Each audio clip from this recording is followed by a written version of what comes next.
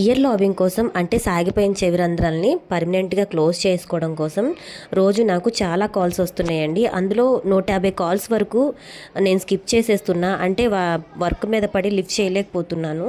వాళ్ళందరికీ కూడాను ఒకటే మాట చెప్తున్నానండి, ఆ కాల్స్ అన్నీ నేను నోట్ చేసుకుంటున్నాను.